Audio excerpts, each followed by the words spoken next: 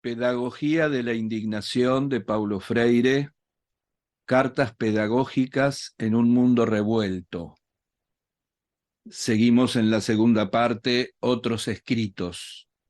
Hoy te leo Educación y Esperanza. No quisiera debatir sobre la esperanza en la práctica educativa como si fuera algo extraño, como si vivirla esperanzada o desesperanzadamente fuera un problema exclusivo de sus sujetos, que solo la afecta de manera adjetiva.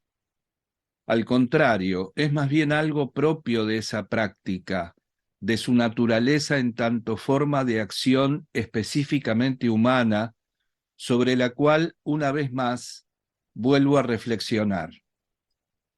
Lo que quiero decir es lo siguiente: una cosa es la acción educativa de un educador desesperanzado y otra la práctica educativa de un educador que se fundamenta en la interdisciplinaridad. El primero niega la esencia de su propia práctica, mientras que el segundo explicita una cierta opción metodológica y epistemológica. En otras palabras, aquel contradice el carácter natural de la educación y éste la experimenta desde un punto de vista determinado. La naturaleza esperanzada de la educación, por otro lado, se basa en determinadas cualidades que, constituidas en el proceso de formación de la existencia humana, la connotan. La experiencia existencial incorpora la experiencia vital y la supera. La existencia es vida que se sabe tal, que se reconoce finita, inacabada, que se mueve en el tiempo-espacio sometido a la intervención de lo existente. Es la vida que se indaga, que se hace proyecto. Es la capacidad de hablar de sí y de los otros que la cercan, de pronunciar el mundo, de develar, de revelar, de esconder verdades. Por todo eso, no habría sido posible la existencia humana sin la necesaria eticización del mundo, que por su parte supone o conlleva su transgresión. La eticización del mundo es una consecuencia necesaria de la producción de la existencia humana o de la prolongación de la vida en existencia. En realidad, solo del ser que, por hacerse socialmente en la historia, se torna consciente de su estar en el mundo y, en consecuencia, pasa a ser una presencia en el mundo. Puede esperarse que dé ejemplos de máxima grandeza moral, de una bondad desbordante, como también muestras de absoluta negación de la decencia, de la honradez y de la sensibilidad humanas. No podemos hablar de ética entre los tigres. Pensar, hablar, sentir, percibir, dar un destino a las manos liberadas del casi exclusivo apoyo del cuerpo para moverse, comprender y comunicar lo comprendido, comparar, valorar, evaluar, optar, emprender nuevos caminos, decidir, aprehender, aprender, enseñar, poder hacer o no hacer las cosas, idear, vivir socialmente. Todo esto destacó en el ser que fue capaz de ello la importancia indiscutible de su conciencia. Conciencia del otro y de sí como un ser en el mundo, con el mundo y con los otros, sin la cual no sería más que un ser ahí, un ser en su soporte. Por eso hay que repetirlo, más que un ser en el mundo, el ser humano se convirtió en una presencia en el mundo, con el mundo y con los otros. Presencia que, reconociendo la otra presencia como un no yo, se reconoce como sí misma. Presencia que se piensa a sí misma, que se reconoce presencia, que interviene, que transforma, que habla de lo que hace, pero también de lo que sueña, que constata, que compara, que evalúa, que valora, que decide, que se abre camino. Y es en el campo de la decisión, de la evaluación, de la libertad, de la ruptura, de la opción, donde se instaura la necesidad de la ética y se impone la responsabilidad. La ética se hace inevitable y su transgresión posible es un disvalor, nunca una virtud. En realidad sería incomprensible si la conciencia de mi presencia en el mundo no significara ya la imposibilidad de mi ausencia en la construcción de la propia presencia. Como presencia consciente en el mundo, no puedo evadir la responsabilidad ética en mi moverme en el mundo. Si soy un mero producto de la determinación genética o cultural o de clase o de raza, soy irresponsable por lo que hago en mi movimiento en el mundo. Y si carezco de responsabilidad, no puedo hablar de ética ni tampoco de esperanza. En un mundo donde faltara la libertad y todo estuviera preestablecido, no sería posible hablar de esperanza. Es más, no sería posible hablar de mundo. Esto no significa negar los condicionamientos genéticos, culturales, sociales a los que estamos sometidos. Significa reconocer que estamos condicionados, pero no determinados, que el condicionamiento es la determinación de la que el objeto, convirtiéndose en sujeto, se torna consciente. Significa reconocer que la historia es tiempo de posibilidad y no de determinismo, que el futuro es problemático y no inexorable. Así y todo, téngase en cuenta que no fue la conciencia como abstracción y previa a la experiencia de estar en el soporte la que hizo que estar en el mundo pasara a ser presencia en el mundo. Fue la práctica de comenzar a percibir al otro como no yo, desde el soporte que iba convirtiéndose en mundo, la que terminó por generar una percepción más crítica sobre el estar en el mundo, entendido como algo más que mera adherencia a él. La conciencia del no yo, que generó la conciencia del yo, provocó la desadherencia del soporte, característica del mero estar en él.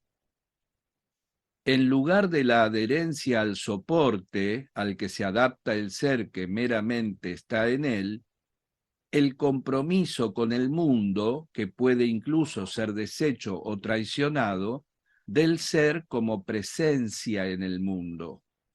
En lugar de la adherencia, de la adaptación, la intervención en el mundo, la inserción en él.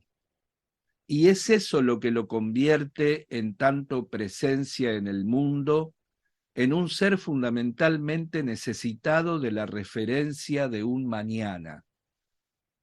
Precisamente por todo eso, la esperanza es parte indispensable de mi experiencia existencial, de la forma radical de estar siendo una presencia en el mundo.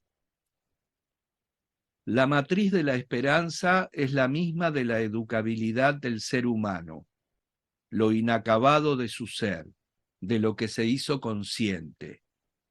Sería una contradicción grosera si, inacabado y consciente de estar inacabado, el ser humano no se insertara en un proceso permanente de búsqueda esperanzadora. Este proceso es la educación. Pero precisamente porque estamos sometidos a innumerables limitaciones, obstáculos difíciles de superar, influencias dominantes de concepciones fatalistas de la historia, el poder de la ideología neoliberal cuya ética perversa sigue las leyes del mercado, tal vez nunca haya sido tan necesario como lo es hoy para nosotros remarcar el sentido de la esperanza para la práctica educativa. De ahí que entre los diversos saberes fundamentales de la práctica de educadores y educadoras, más allá de que sean progresistas o conservadores, se destaque lo siguiente: cambiar es difícil, pero posible. Ya sea progresista o conservador, intervenir en el mundo es algo propio del ser humano en tanto presencia en el mundo. Si soy progresista, intervengo para cambiar el mundo, para hacerlo menos vergonzoso, más humano, más justo, más decente. Si soy conservador, mi intervención está dirigida a mantener más o menos lo que está. El cambio por el que lucho es el que se hace para que no haya cambios radicales, sustantivos. El mañana se reduce apenas a la preservación del hoy. De esa forma, la esperanza carece de sentido. En su lugar se utilizan artimañas capaces de ocultar verdades que podrían empujar a los oprimidos a la lucha si tan solo las adivinaran o intuyeran. Es verdad que las cosas no son tan simples. Mis ganas de cambiar el mundo no bastan para hacerlo. Incluso puedo contradecirme en la práctica y obstaculizar mi propio cambio. Lo mismo puede ocurrir con el educador conservador. En cierto momento su acción puede ir en contra de su proyecto ideológico y político de mantener las cosas más o menos como están. Por lo tanto, saber que cambiar es difícil pero posible es tan fundamental para el educador que, si es progresista, se compromete en la práctica de una pedagogía crítica como indispensable para el educador o la educadora que, si son reaccionarios, se empeñan en una práctica pragmática de una pedagogía neoliberal. En este sentido, ambos, el educador progresista y el conservador, deben ser coherentes. El primero con su sueño de transformación del mundo, el segundo con su proyecto alienante de inmovilización de la historia. El progresista, inmerso críticamente en formas de acción y políticas pedagógicas coherentes con la comprensión de la historia como posibilidad. El conservador, autoritario, acrítico, de derecha o de izquierda, sin esperanza y carente de sueños, perdiéndose sin muchas oportunidades de encontrarse en una comprensión determinista de la historia. Hay una especie de nube cenicienta que envuelve la historia actual y afecta de múltiples formas a las distintas generaciones. Nube agrisada que en realidad es la ideología fatalista ensombrecedora que encierra el discurso neoliberal. Es la ideología que mata la ideología, que decreta la muerte de la historia, la desaparición de la utopía, la aniquilación del sueño. Ideología fatalista que, despolitizando la educación, la reduce a mero entrenamiento para el uso de destrezas técnicas o de saberes científicos. La educación ya no es formar, ahora es entrenar.